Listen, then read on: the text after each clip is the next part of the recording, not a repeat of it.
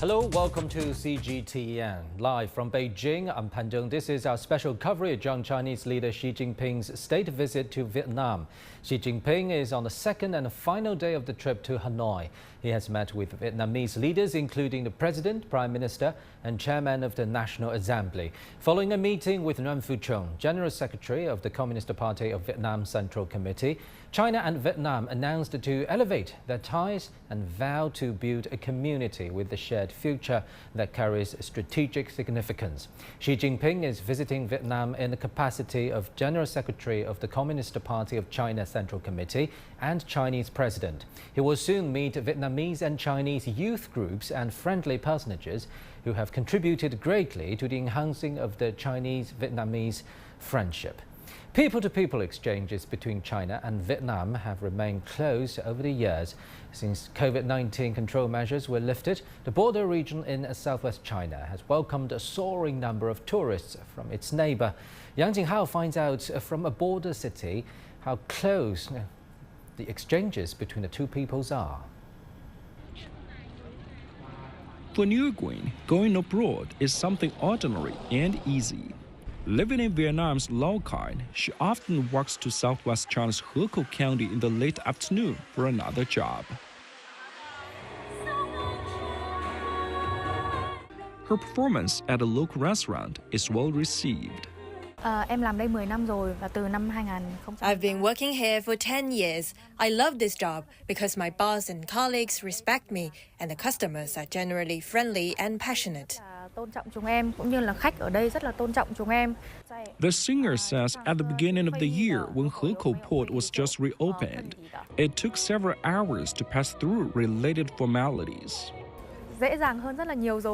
Now the procedure has become simpler and more convenient, and people come over here more frequently. Nguyen is not the only one who makes daily trips across the border. Walking through the city streets, it's obvious that many Vietnamese commute between the two countries every day, shopping, working, doing business, or simply visiting friends.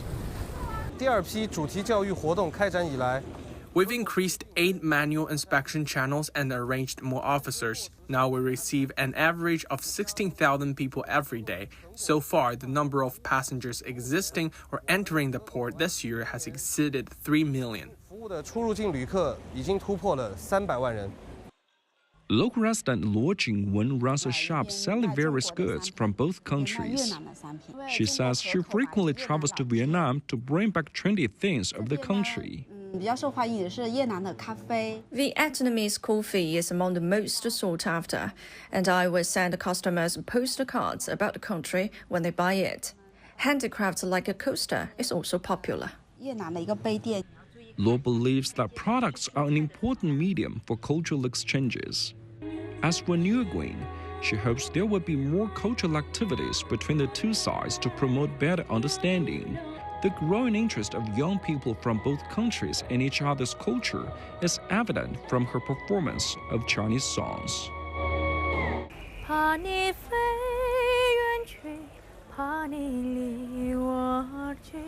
Yang Jinghao, CGTN, at the China-Vietnam border. Vietnamese pop idol Chi Phu has become a well-known name to Chinese audiences following her successful debut in May on the popular Chinese reality show Ride Wind 2023. Known for her commitment to promoting both Chinese and Vietnamese cultures, she recently shared her future plans for fostering China-Vietnam friendship in an interview with CGTN. Many Chinese talent shows, TV dramas, and songs translated into Vietnamese can be found on YouTube. Some even surpass the viewership on domestic Chinese video platforms. What do Vietnamese people think about Chinese pop culture? What factors contribute to the widespread popularity of Chinese pop culture in Vietnam?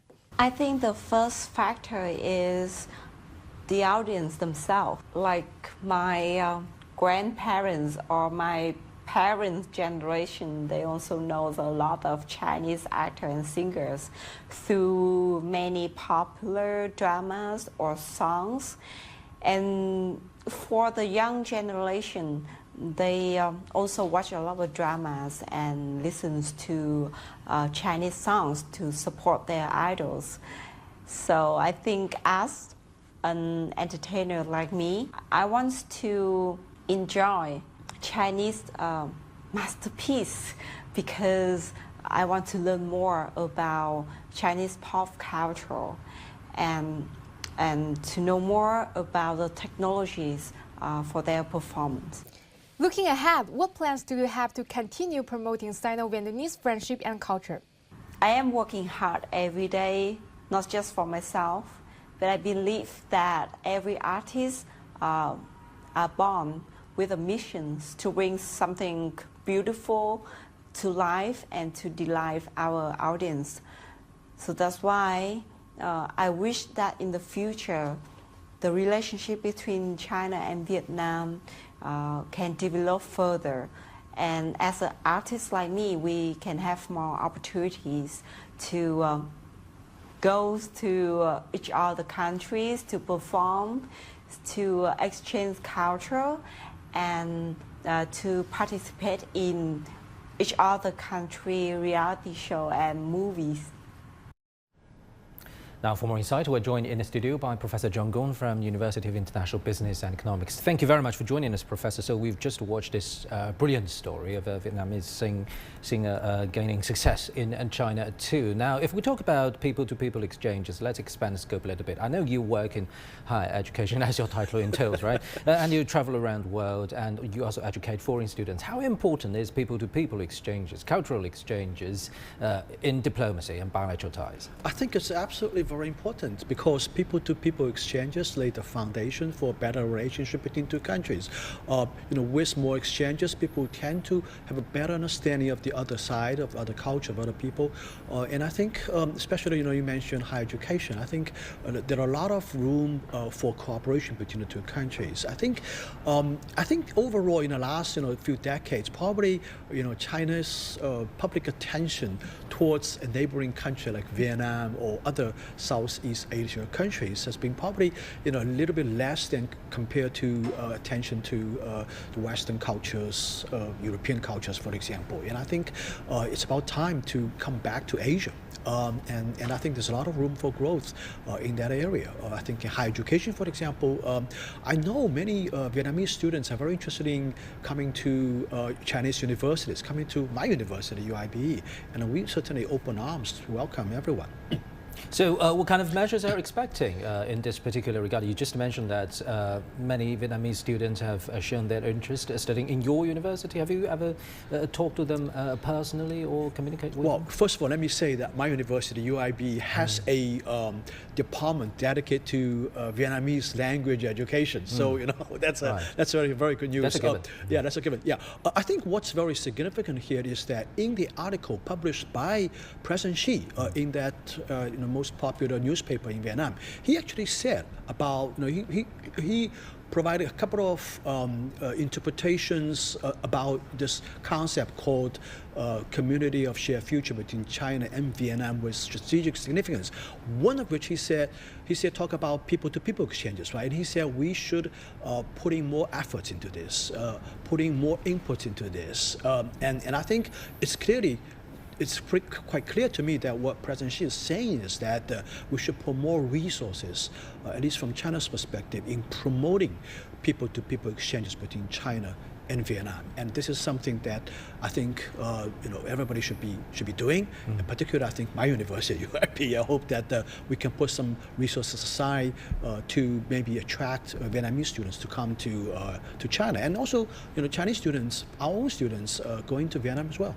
Yeah, of course, university students, high school students, they're a particular group in the wider youth group definition. As we reported, President Xi Jinping is scheduled to meet Chinese and Vietnamese youth groups soon. So how important is the exchange between young people of the two nations, young entrepreneurs, even young scholars, right? Yeah, young people represents the future, as Chairman Mao used to say, right?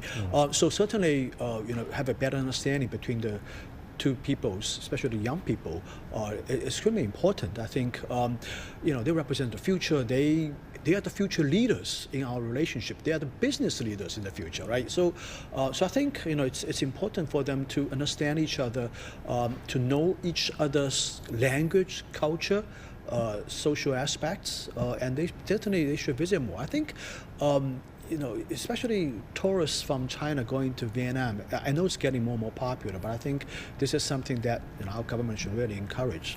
Now, looking at the big picture, how would the prospect will this new strategic positioning bring for both China and Vietnam? Because during this visit, both sides have announced an elevation of bilateral ties to a community of a shared future of China and Vietnam. Let's be specific on economic and trade ties. How much change will this bring? Yeah, so I think this is probably the first time I've seen such a phrase to characterize a bilateral relationship between the two countries, a community of shared future between China and Vietnam with strategic significance. It's really new to me, and I was thinking, what does it really mean, right? And I keep going back to the article published by President Xi in Vietnam in a Vietnamese newspaper. I think, I think why this relationship is very different from other sort of strategic, comprehensive relationship China has with many countries. I think, first of all, China and Vietnam the same political system, essentially the same ideological system. So I think we have something fundamentally in common with each other. That's the first thing. Second thing is that we are neighbors. We have been neighbors, for as long as we can remember, going back centuries, right, thousands of years. And so we have a special relationship, and that neighbor relationship essentially lays the foundation on other areas of very importance in political matters. For example, security matters, in geopolitical matters. China and Vietnam, as President Xi said, should coordinate on these matters, and I think that's very different. And third thing, as you mentioned, of course, is the economic relationship. And Vietnam, it's a medium-sized country, but it's China's fourth largest trading partner, and I think it's scheduled to even surpass Japan and South Korea to be maybe the second or third largest trading partner with China, and that's very extraordinary for a country of that size. So I think if just look at these three perspectives, I think this relationship deserves this phrase, as President Xi has suggested in his article. Well, Professor, we'll be getting back to you on this. Staying with our special coverage, China and Vietnam have maintained deep political, economic and cultural ties. Over the years, both countries have witnessed frequent high-level exchanges and breakthroughs in practical cooperation, bolstering relations along the way. Leaders of both China and Vietnam have established solid political trust to chart the course for the future growth of bilateral relations. In January 2017, at the invitation of Chinese President Xi Jinping, General Secretary of the Communist Party of Vietnam Central Committee Nguyen Phu Trong paid a 4-day official visit to China. During Trong's visit, China and Vietnam issued a joint communique pledging to manage maritime differences and safeguard the peace and stability of the South China Sea. Both sides also encouraged cooperation on economy and trade, defense, security, and law enforcement, cultural exchanges, among others. In November 2017, Chinese President Xi paid a state visit to Vietnam. During President Xi's visit, a memorandum of understanding was signed on the joint implementation of the China proposed Belt and Road Initiative and Vietnam's 2 corridors and 1 economic circle plan. Nguyen Phu Trong's latest visit to China was made in 2022. During Trong's visit, President Xi held talks with Trong at the Great Hall of the People in Beijing. Both sides released a joint statement on further strengthening and deepening the comprehensive strategic cooperative partnership between the two countries. The two sides agreed to keep the mechanism of the China-Vietnam Steering Committee for Bilateral Cooperation to coordinate planning and promote exchanges, and cooperation between the two countries in foreign affairs, defense, security, and law enforcement. Xi Jinping has visited the Ho Chi Minh Mausoleum in Hanoi and laid a wreath. The Ho Chi Minh Mausoleum is an important national monument to Vietnam, dedicated to the revolutionary national leader and former president of Vietnam, Ho Chi Minh, who was the first president of the Democratic Republic of Vietnam. He spent 12 years in China and held a close friendship with Mao Zedong, Zhou Enlai, and other Chinese leaders. In 1925, Ho Chi Minh founded the Vietnamese Youth Revolutionary League in China. He described the deep friendship between China and Vietnam as that of comrades and brothers. On June the 26th, 1955, Ho Chi Minh visited China during his tenure as President of Vietnam and was greeted by Mao Zedong and Zhou Enlai at the airport. The next day, Ho said the close friendship between the two peoples of Vietnam and China is eternal and unbreakable. Both China and Vietnam have enjoyed a long-lasting friendship that can be seen through both their leaders and their peoples. Now let's get more insights from Professor John Gong. So Professor, trace back this long-lasting friendship described by Ho Chi Minh for us. Well, the entire modern Vietnam was founded with the help from China, right? As your program show, Ho Chi Minh. Going back to the revolutionary years. Exactly.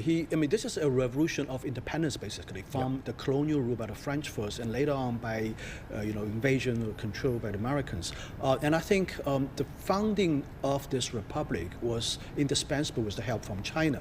And furthermore, during, I think, the 1960s, during the Vietnam War, the war with the United States and the Saigon regime at the time, China provided a lot of help, actually, right? Provided, military assistance, material help. So I think the country's history shows a deep tie with China, tracing back to its very root of the republic. So I think this relationship in history lays the foundation for a good relationship moving forward, even. Right, and that brings us to that new strategic positioning we were talking about. You talk about economic relationship, and let's go deeper. What about trade, the current structure, and the future potential? Yeah, so the trade is a little bit short of $250 billion, if I remember this correctly. I think 235, in 2022. And I think this year you may see a little bit of an increase. So my guess is probably around $240 billion. And that's a very large number compared to China's trade with other individual countries. And I think the trade pattern is also very complementary. We export a lot of intermediate goods, manufactured goods to Vietnam.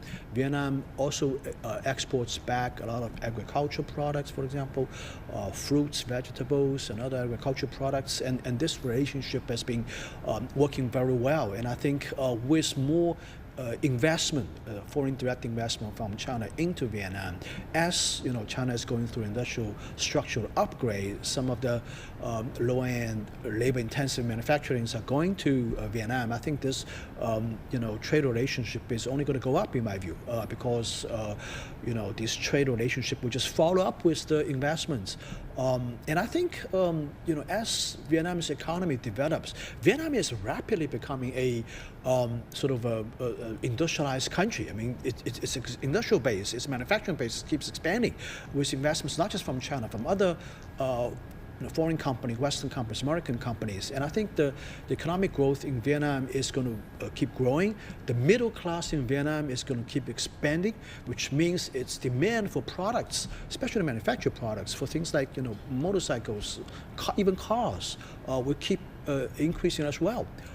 I see a lot of opportunities for Chinese cars in Vietnam. I mean, you go to Vietnam, you see so many motorcycles on the streets. There's no reason for that. Just like in China, the people have to, can ride cars instead of motorcycles. And I see a lot of automobile opportunities in Vietnam. So, China exports a lot of electric cars and also ICE cars as well, internal combustion engine cars as well. So I think there's a great opportunity for trade between China and Vietnam. Yeah, let's talk a little bit more about that upgrade you are expecting. We know this time the two sides have signed over 30 agreements covering a wide range of areas, for example, Belt and Road cooperation, digital economy, green transition. Right. How much can digital economy help in that upgrade you were talking about? Well, first of all, I think as Vietnam keeps industrialized, its infrastructure has to improve as well. We know that for a country's economy to get to the next level, you need to have better infrastructures, in terms of electricity, supply network, in terms of port facilities, railroads, that kind of things. And these are traditionally the strength of Chinese companies, and these are precisely what Belt and Road Initiative is all about. So I think there will be opportunities for expanding these infrastructures under the Belt and Road Initiative framework. And in addition to this, you mentioned digital trade. And I think, China's economy is transitioning towards a digital phase, and Vietnamese economy is doing the same thing. So I think there are also opportunities for a digital infrastructure in Vietnam, trade based on the digital platform, for example, even cross-border trade based on digital platform. All these things are happening in my view. So I think there's a wealth of opportunities for Chinese companies in Vietnam, and I think China's market is also large enough to be attractive to Vietnamese enterprises as well for exports. Indeed, but what about going green in bilateral cooperation? Of course, China and Vietnam are both developing countries. Going green is definitely the future, right? But this could also be a challenge for developing countries. How would the two countries deal with this transitioning? Yeah, you're absolutely right. As a country industrialized, demand for electricity is going to skyrocket, that's for sure. Now, interestingly, Vietnam is probably the largest cluster of the photovoltaic solar panel manufacturing outside of China. There are several very large leading companies in this area from China that have established manufacturing bases in Vietnam. And Vietnam is actually becoming the largest manufacturing center for these solar panels outside of China. Their products being used locally as well as being exported to the Western countries, the United States and European Union. So I think exactly as you said, in a green area, there's a lot of potential for further growth for these industries. Now, you mentioned a lot about manufacturing. That brings us to a focus of the meeting between Xi Jinping and Yuan Fuqiong. The two leaders both emphasized the importance of stability in global industrial and supply chain. Right. Tell us a little bit more about positioning of China and Vietnam in keeping the stability of this crucial chain. Well, I think right now, from Washington's perspective, from European Union's perspective, they've been talking about supply chain resilience and reliability, right? What it means is, at least at the surface, it's about diversity, about not relying too much exclusively on one source of supply, which is the metaphor for basically China, I guess, right? So, we're starting to see some American companies, European companies operating in China gradually moving a part of their operations into Vietnam, out of China into Vietnam. And that's okay, I guess. And if they want to do that, there's not so much we can do to stop them.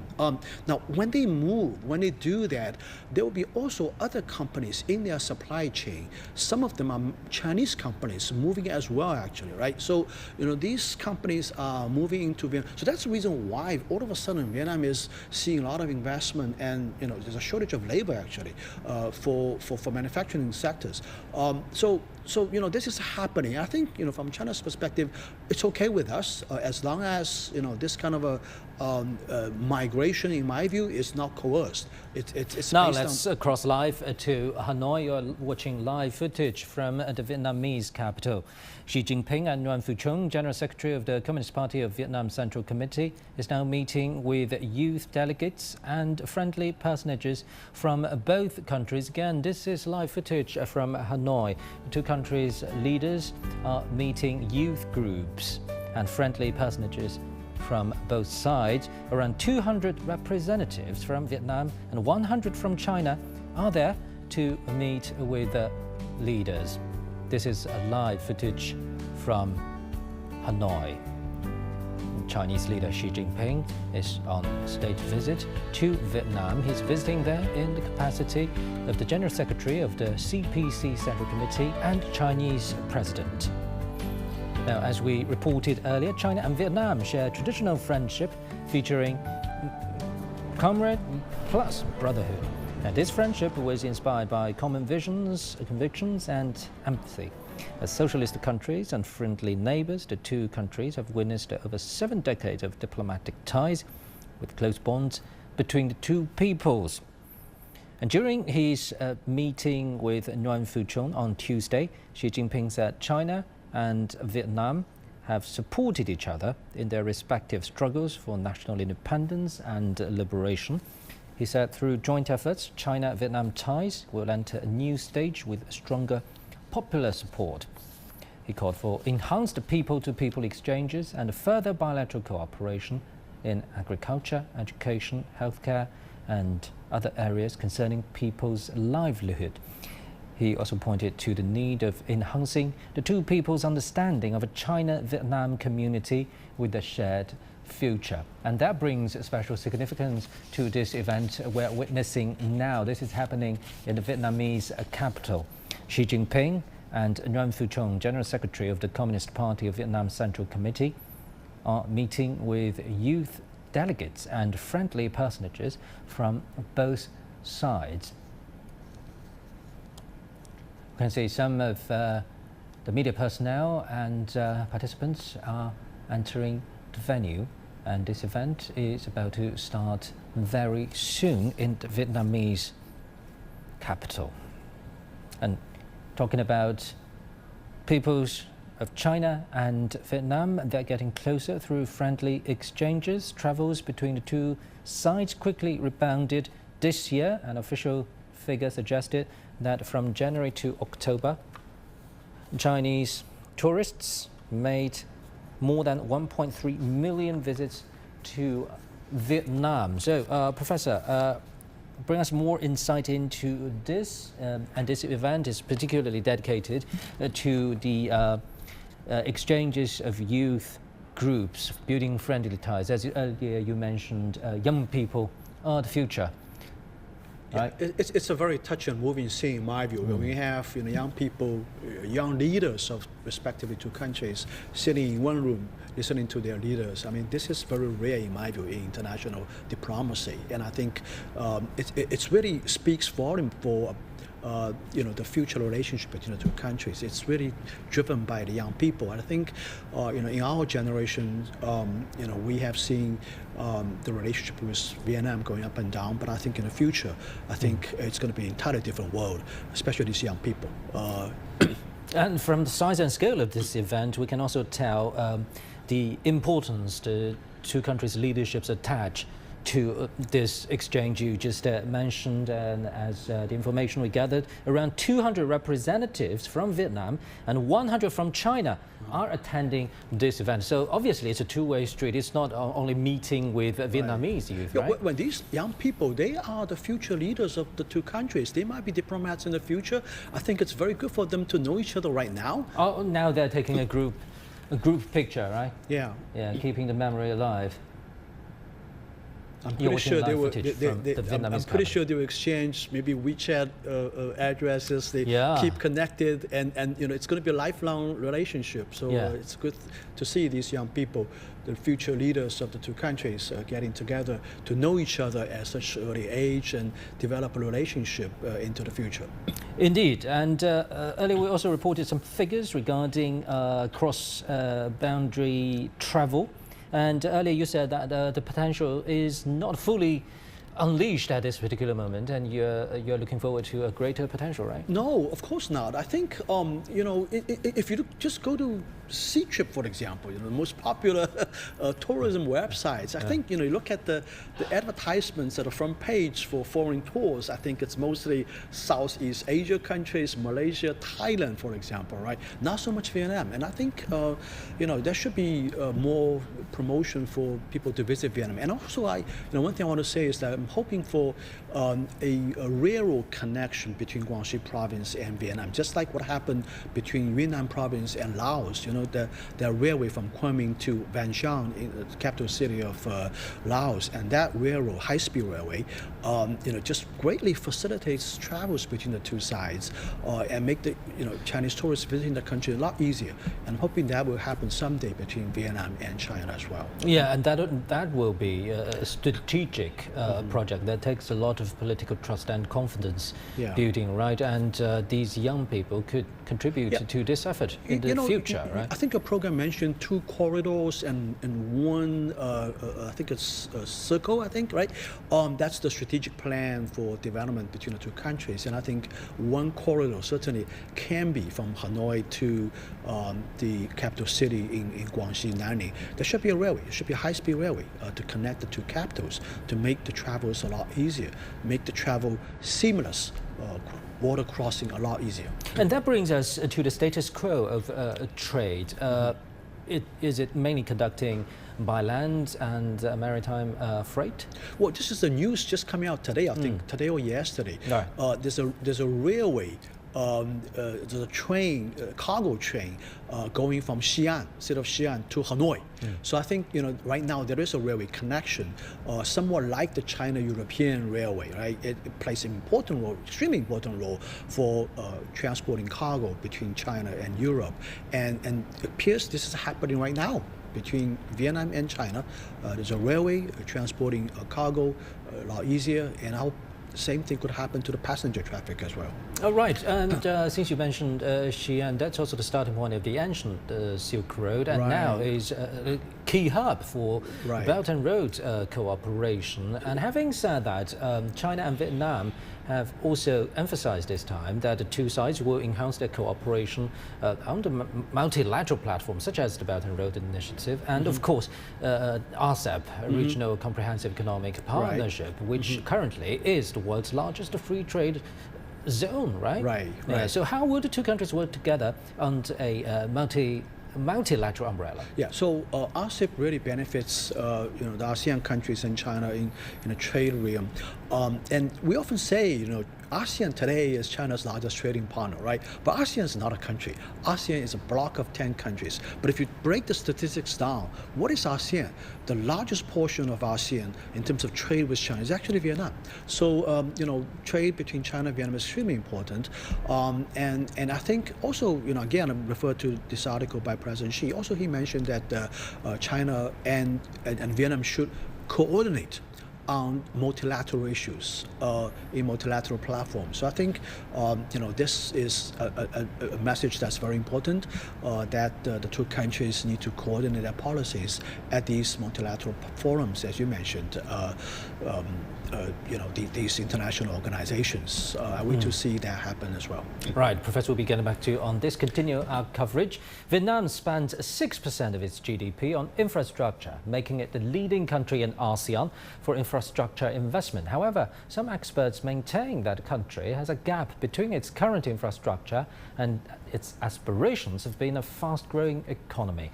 Our correspondent Mira Lu takes us on a ride on Hanoi's urban transit journey. The rapid increase of private vehicles along with underdeveloped infrastructure has caused complicated travel conditions in Hanoi. Data shows there are 7.8 million vehicles, including cars and motorbikes, for a population of 8 million. How to increase the capacity of public transport services has become a top priority for policymakers in Vietnam as the country's economy continues to boom. The crown jewel of the city's public transport development is the Hanoi Metro. Open to service in November 2021, it is the first rapid transit system in Vietnam. The advantage of the urban railway has been confirmed through its operation. It's fast, mass, civilised, and a modern means of transport. Built at a cost of $868 million with funding from Chinese assistance, the Cát Linh-Hà Đông metro line runs more than 13 kilometers and has 12 stations.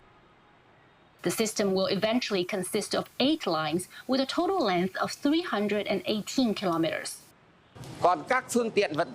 Studies and reality show that only by developing urban railways into a network, considering it a backbone and other means of transport such as buses, Grab and BRT, acting as means of support, will we be able to completely solve the problems of congestion, accidents and environmental pollution of urban traffic.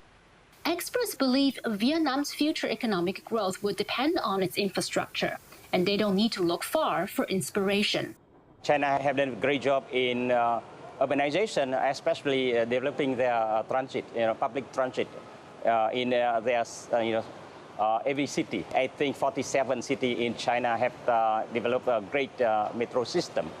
And within 2 decades, that's amazing to see China have increased their length of metro system from a very small number to now nearly 10,000 kilometers.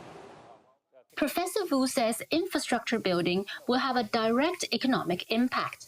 1 less hour spent in traffic jams is 1 more hour for productivity. Mira Lu, CGTN, Hanoi.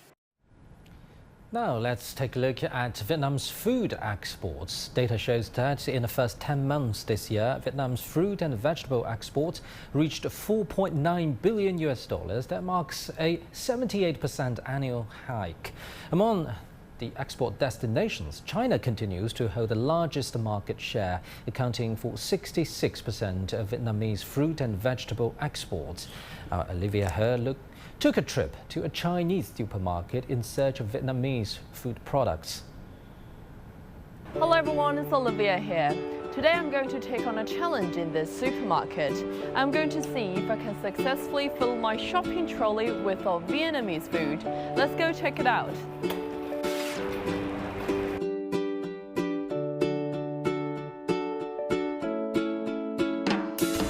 Hello. To ace this challenge, I've got a special guest to give me a hand. We start off in the durian section, where I'm a huge fan, but not so sure about him. Next, we move on to the jackfruit, which I personally think smells just as amazing as durian. And now he's introducing me to some Vietnamese cheese.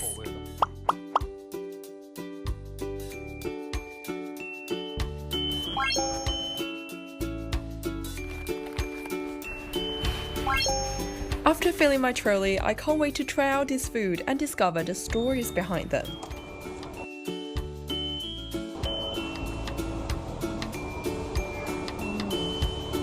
It's so sweet, so nice.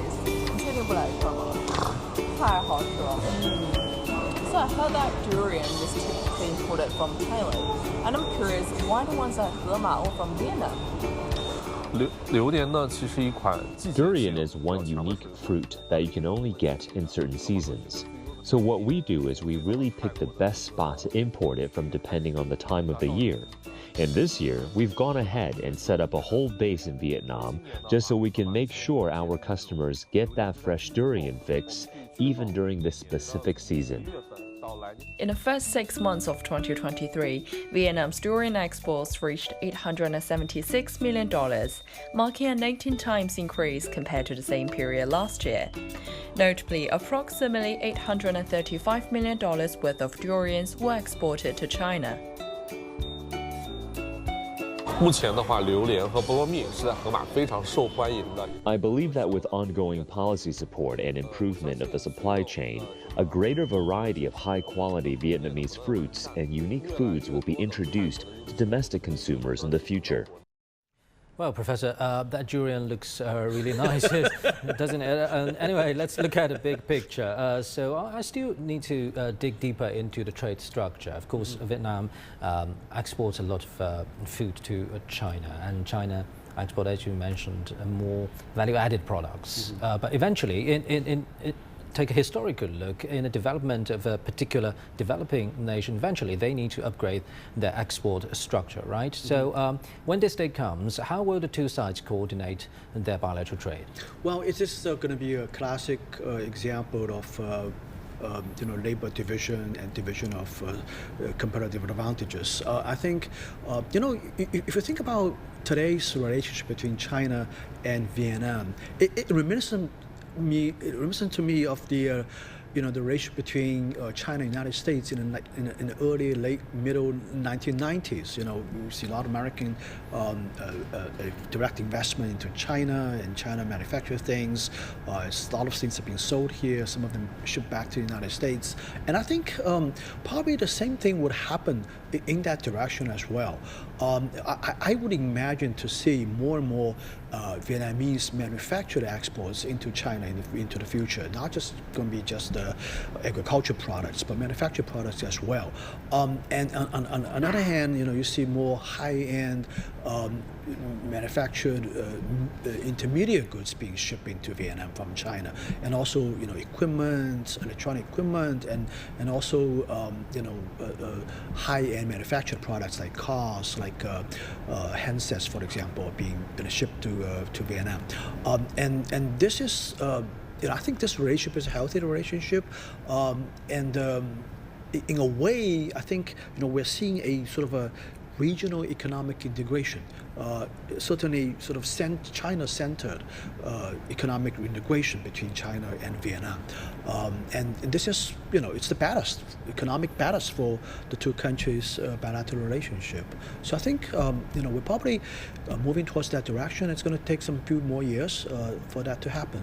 Right, and if we expand the scope even a little bit larger, and earlier we talked about these multilateral umbrella platforms, for example, RCEP, and now CPTPP is coming up, and China is trying to join that as a high-level challenge to itself. Interestingly, Vietnam is a member, right? Exactly. Vietnam is a member of CPTPP. How would that so I think certainly China look forward to help from Vietnam for China to join the CPTPP. I think the standing block for China right now is certainly Japan, to some extent Canada. I think New Zealand is very supportive. But how do we persuade the Japanese and Canadians proves to be a challenge in my view. And I think that vote from Vietnam carries very large weight. And certainly, I think from Beijing's perspective, we'd like to see Vietnam extending a helping hand in that regard. And I don't see why. And it's actually good for Vietnam, right?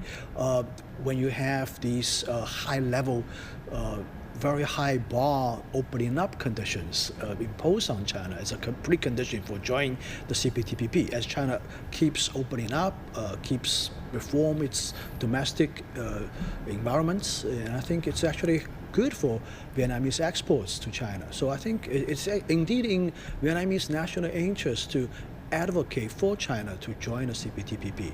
So I will hope that that someday that will happen. But I'm not so optimistic in the short run.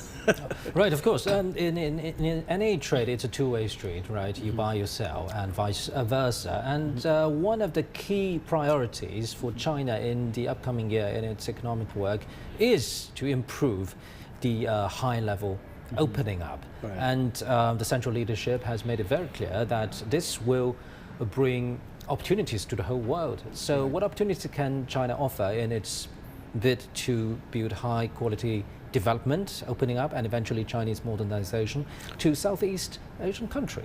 Yeah, I think Chinese government's policy has been very clear. It's been committed to reforming domestic market system, keep opening up more industries, and make it more attractive for foreign direct investment, make China more of a level playing field for foreign companies operating in China. And in that regard, I would even venture to say that we also need to learn a little bit from Vietnamese as well. I think in that regard, they actually move a little bit more even further than that, I think. So I think there are areas that the Vietnamese can learn from China's past experience, and also areas that the Chinese side can learn from from Vietnamese experience as well. We all know very well the benefits of a country being more open, more integrated into the international global economic order. China and Vietnam are both very large trading nations. And if we are not advocating for free trade, if we're not advocating for opening up to tear down trade barriers, who will, right? So I think both sides are in a common interest to promote free trade, to promote more opening up, to promote tearing down trade or non-trade barriers.